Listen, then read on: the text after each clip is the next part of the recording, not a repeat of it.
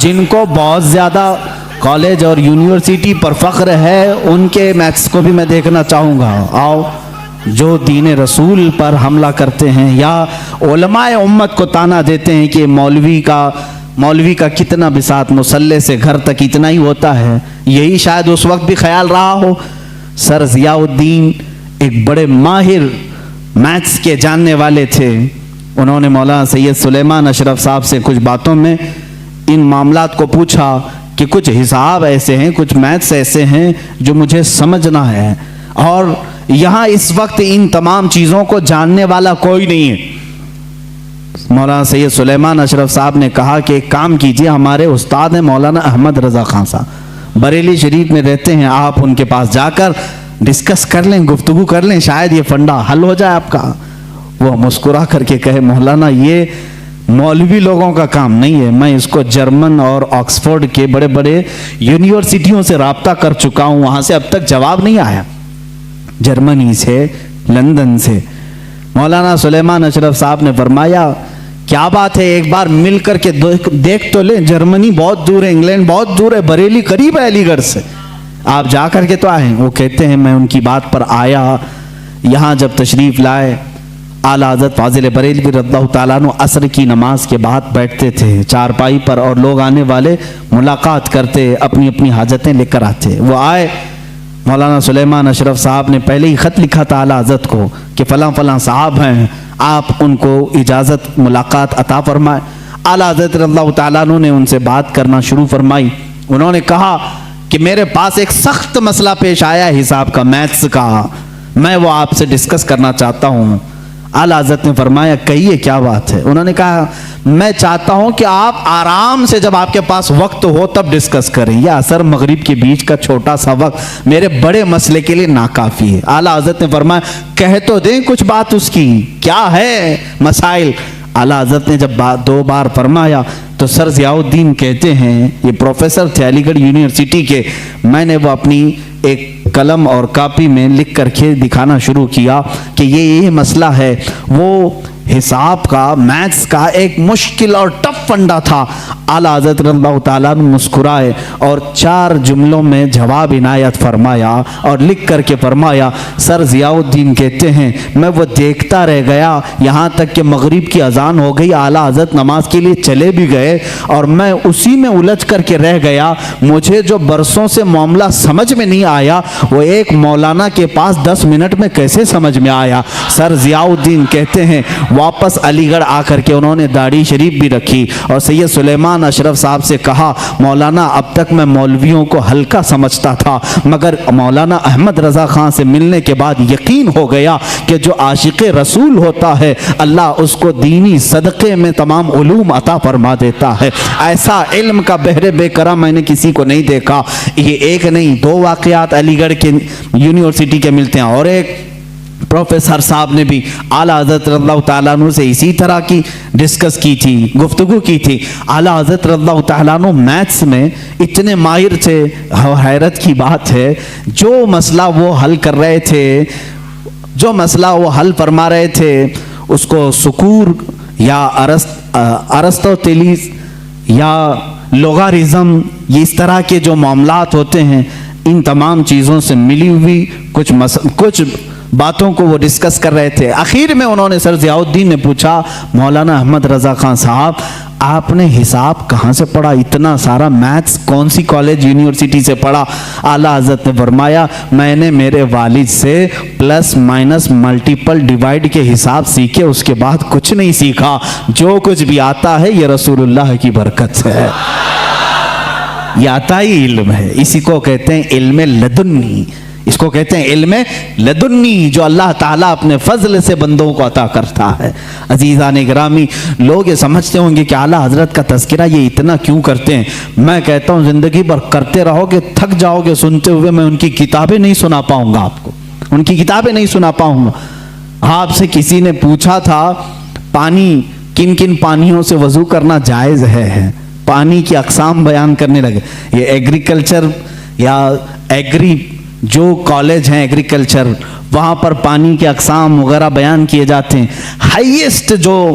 بیان کیے گئے ہیں وہ 11 12 13 قسم کے پانی بیان کیے ہیں، 11 قسم کے 12 قسم کے، بعض یونیورسٹی میں 13 قسم کے۔ اس پر بھی محققین نے تحقیق کی ہے کہ ایگریکلچر یونیورسٹیز میں پانی کے الگ الگ قسمیں کیسے کیسے بیان کی گئی، لیکن امام محمد رضا خان فاضل بریلوی رضی اللہ تعالیٰ عنہ سے جب سوال ہوا تو آپ نے 303 قسم کے پانی بیان فرمائے ہیں،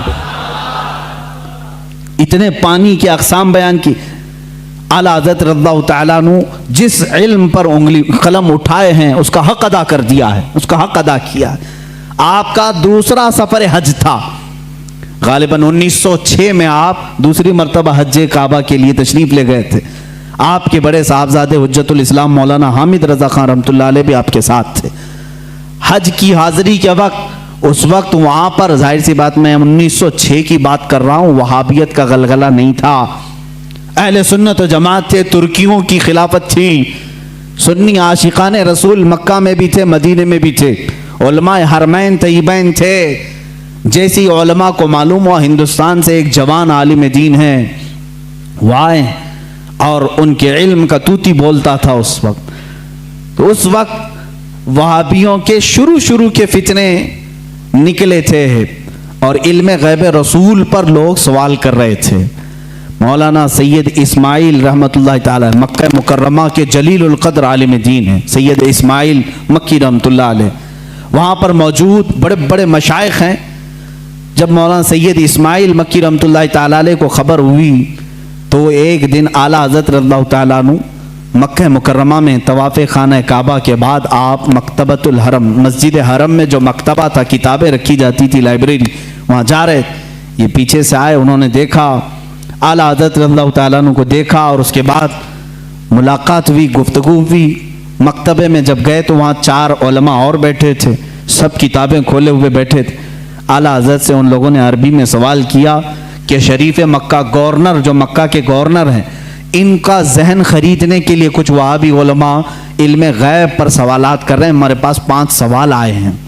آپ دیکھ لیں۔ چٹھی لی اعلیٰ حضرت نے اور اس کے بعد فرمایا کہ ٹھیک ہے، میں اس کا جواب لکھ دیتا ہوں، میں آپ کو لکھوا دیتا ہوں۔ ان علماء نے کہا ہم کو اتنا جلدی نہیں چاہیے، اتنا مفصل چاہیے، اتنا تفصیلی چاہیے کہ وہ ان میں سے کوئی جواب نہ دے سکے۔ اعلیٰ حضرت رحمۃ اللہ تعالیٰ علیہ مکتبۃ الحرم مکہ میں اس وقت موجود تھے اور انہوں نے ٹائم صرف 2 دن کا رکھا تھا۔ اسی دن اعلیٰ حضرت کو بخار آیا، دوسرے دن سخت بخار، اور اس وقت صبح کے وقت شاید غالباً 8 بجے یا 7 بجے حرم مکہ میں آپ بیٹھے تھے، علماء موجود ہیں بڑے بڑے، وہاں پر مفتی حنفیہ بھی تھے، مفتی شافعیہ بھی تھے، مفتی مالکیہ بھی تھے، یہ 4 مذاہب کے مفتی وہاں پر ہوتے تھے، ہر زمانے میں رہے ہیں، یہ بڑے بڑے عبقری شخصیات وہاں تھے۔ اعلیٰ حضرت رحمۃ اللہ تعالیٰ علیہ بخار کی حالت میں لکھانا شروع فرماتے ہیں، حضور صلی اللہ تعالیٰ علیہ وسلم کے علم غیب پر دلائل لکھانا شروع کرتے ہیں، قرآن کی آیتیں پہلے لکھائیں، احادیث رسول جمع کیا، اقوال سلف و صالحین جمع کیا، صحابہ و تابعین کے متعلق منسوب باتیں لکھائی، یہاں تک کہ وہ کتاب تقریباً 200 صفحات پر مشتمل ہو گئی، جس میں دلائل کا انبار ہے، 70 سے زیادہ دلیلیں آپ کی طرف خود سے دی گئی ہیں، قرآنی آیات اپنی جگہ پر، احادیث رسول اپنی جگہ پر، اقوال سلف و صالحین سب اپنی جگہ پر۔ 8 گھنٹے مسلسل لکھاتے رہے، 8 گھنٹے میں پوری کتاب تیار ہوئی جس کا نام رکھا الدولۃ المکیہ بالمادۃ الغیبیہ۔ یہ مصر سے بھی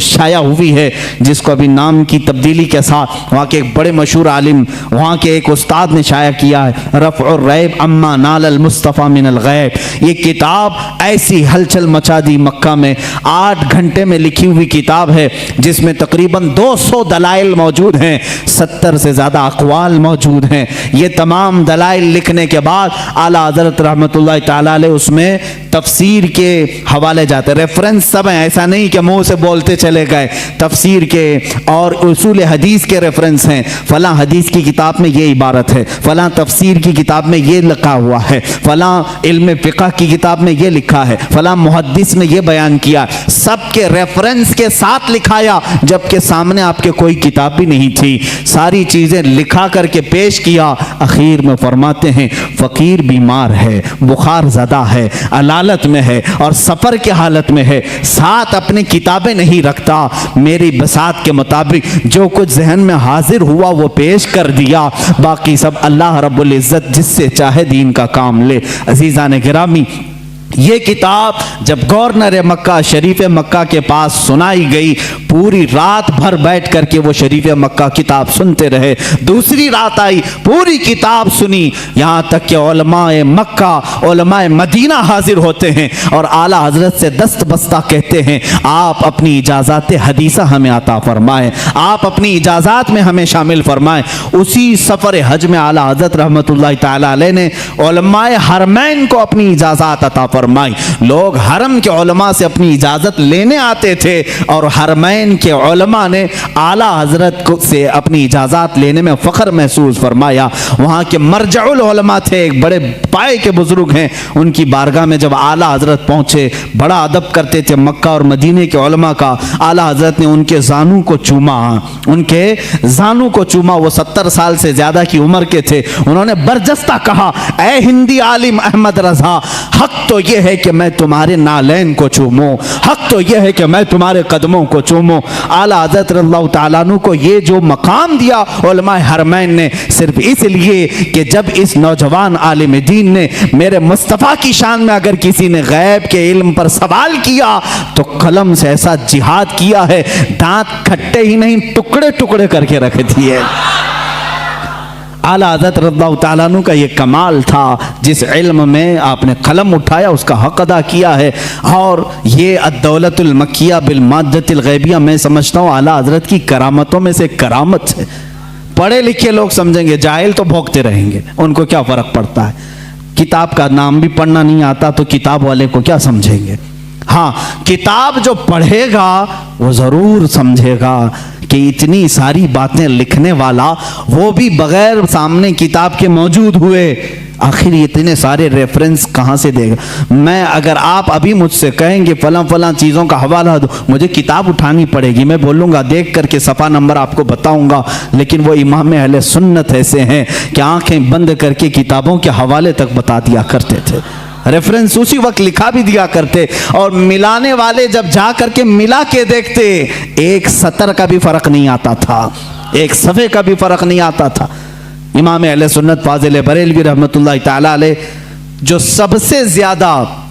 ان کی کتابیں ہیں وہ رد پر ہیں، اس کی وجہ بھی ہے کیونکہ وہ مجدد اس زمانے کے تھے، انہوں نے نیچریت کا رد کیا، وہابیت کا رد کیا، ندویت کا رد کیا، غیر مقلدیت کا رد کیا، قادیانیت کا رد کیا، رافضیت کا رد کیا۔ یہ وہ سب فرقے تھے جو اس وقت اپنے جراثیم پھیلا رہے تھے اہل سنت و جماعت میں۔ اعلیٰ حضرت رحمام احمد رضا خان فاضل بریلوی رحمۃ اللہ تعالی علیہ نے ان سب کے رد کے ساتھ ایک حسین چہرہ اسلام کا پیش کیا ہے۔ میرے عزیزو، کیا آپ اس بات پر فخر نہیں کرتے کہ اوروں نے کہا ہوگا محمد عربی صلی اللہ تعالی علیہ وسلم کو پیٹ پیچھے کی خبر نہیں، اوروں نے اگر لکھا ہوگا وہ ہمارے بڑے بھائی کی طرح ہوتے ہیں، بلکہ امتی عمل کرتے کرتے رسول تک بھی پہنچ سکتا ہے، اوروں نے پتہ نہیں کیا کیا کہا ہوگا، مگر مجھے اس بات پر فخر ہے امام عشق و محبت نے ہمیں جو ہمارے